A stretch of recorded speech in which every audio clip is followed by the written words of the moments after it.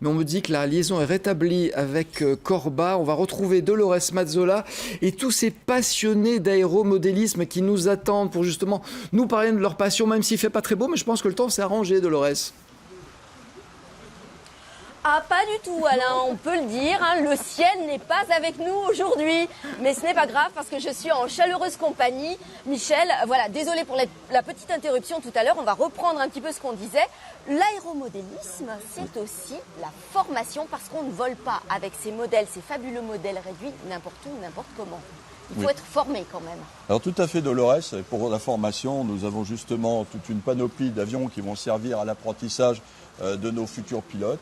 On a des guides? Nous avons bien sûr un guide qui sera mis à la disposition, sur lequel ils pourront marquer leur progression et puis se rappeler également des leçons qui leur seront prodiguées par nos moniteurs bénévoles du club. Alors Denis nous a rejoint. Voilà. Hein. Alors parce qu'on ne fait pas de la voltige comme ça. En arrivant, on a construit son petit modèle. Non. Parfois, on a passé 2 ans. C'est une discipline complète. Mais on ne fait pas n'importe quoi. Non, on ne fait pas n'importe quoi parce que la sécurité avant tout, lorsqu'on met des choses en l'air, c'est la sécurité des vols. On partage le ciel avec les autres. On partage le ciel avec les autres usagers, qui sont l'aéroclub et nos parachutistes. Et c'est pour ça que sur les clubs gérés par la Fédération française d'aéromodélisme, on trouve un module écolage qui va permettre à tout à chacun d'apprendre à piloter dans le respect de ses règles, dans le respect de sa sécurité et de celle des autres. C'est un petit peu comme à l'auto-école, j'ai envie de dire, parce que là, vous voyez, Alain, là, on a les doubles commandes. Voilà. C'est ça. Voilà, c'est-à-dire quand on commence, on ne sait pas forcément, on arrive à décoller, mais on n'arrive pas forcément à atterrir. Hein, c'est ça, Denis. C'est un petit peu compliqué. Donc le but, c'est de vous apprendre déjà à manipuler les manches. D'accord. Et tout doucement à vous emmener vers différentes phases de pilotage. Alors, donc le manche se prend entre le pouce et l'index. Comme ça. Et vous pouvez le manipuler, la profondeur, la direction, les ailerons et le moteur. Et là, on met les gaz. Et là, on met les gaz. On y va ? Allez, on y va. Allons-y. On va essayer. Alors, vous le disiez, Michel, c'est de la sécurité. Hein. On est obligé quand même de faire attention, de regarder. Alors, normalement, on ne vole pas quand il fait un temps comme ça. Un temps de cochon.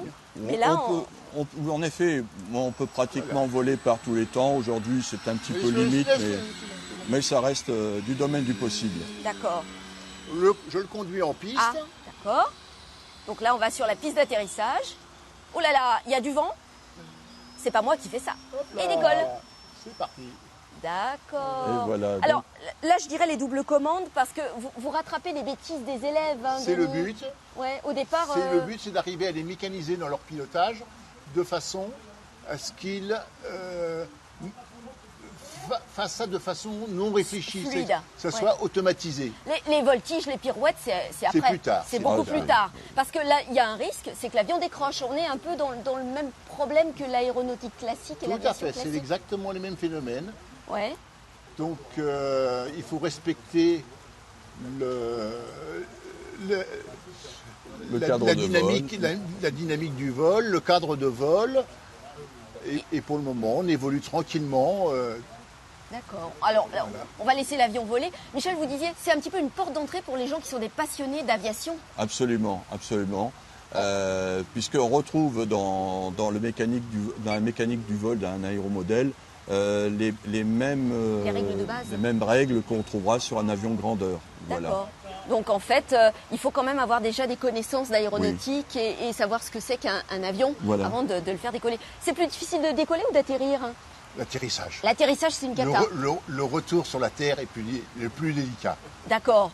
Et il faut combien de temps pour arriver à manipuler un avion comme ça, à peu près pour être autonome, parce que c'est l'idée, d'être autonome. C'est surtout ça l'idée, c'est d'être autonome. Donc ça va tout à fait dépendre des personnes. Les jeunes vont relativement vite, les gens qui sont un peu... Là, on le voit, il commence à descendre. Les gens qui sont un petit peu plus âgés ont plus de mal. On s'aperçoit que c'est un petit peu ça le phénomène. Il faut obtenir un automatisme en fait, où on ne réfléchit plus et on ne fait plus de bêtises. Alors là, je voulais dire, Alain, on est à l'abri parce que ce qu'on a là, les commandes, ça ne doit pas prendre la pluie. Hein, on est bien d'accord, c'est quand même assez fragile comme matériel. Oui, c'est de l'électronique et donc ça ne fait pas bon ménage avec l'humidité. Voilà. D'accord. En revanche, On utilise pour cette phase d'écollage des appareils qui sont tout à fait rustiques, qui sont dans des matériaux, on va dire, dérivés de polystyrène, et qui peuvent très bien voler par temps humide, etc. Donc pour l'appareil par lui-même, c'est pas une gêne. Reste effectivement le poste de commande la radio qui, elle, peut subir des dégâts. On va le faire revenir vers nous, voilà. l'appareil, Denis. Vous avez déjà piloté des vrais avions. Des vrais avions. Et qu'est-ce qui est plus difficile, le grand modèle ou le petit modèle? Dites-moi tout. Le petit modèle est plus délicat. C'est plus délicat. Et on n'est pas dedans, en fait. Toute la différence, c'est ça. Alors vous me disiez, les commandes sont inversées. Quand l'avion revient vers vous, les commandes sont inversées. D'accord. Alors ça, c'est pas pour les personnes dyslexiques, qui confondent la droite et la gauche. Je suis dyslexique et je suis gaucher. Bravo. C'est un excellent exercice. Bon, en tout cas, merci de nous avoir fait voler cet appareil, ce modèle, malgré ce temps de cochon. Quels sont très vite, le petit conseil qu'on pourrait donner aux gens qui veulent se lancer?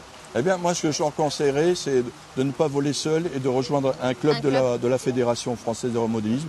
850 clubs en France, répartis sur tout. Vous êtes le numéro 35, vous, hein? Nous sommes le numéro 35, on est dans les plus anciens, premier inscrit. Et il y a 51 ans de ça. Et pour dire aussi à ceux qui nous écoutent qu'il suffit d'aller sur le site de la Fédération française d'aéromodélisme ou sur le site de la amcrcorba.com et vous trouverez le club à côté de chez vous dans lequel vous serez accueillis et vous pourrez apprendre à piloter. Et avant de vous lancer dans beaucoup des achats, vous serez conseillé également. Merci Michel. Voilà Alain, c'est tout ce qu'on pouvait dire. Je vous rends l'antenne et nous on met les gaz et on s'en va. Non, vous êtes bien débrouillé, puis j'admire l'élégance, les deux petits doigts en l'air avec lesquels vous tenez les commandes. C'était parfait, et puis bravo pour avoir réussi à faire décoller des avions avec le temps qui n'était pas de notre côté aujourd'hui. On revient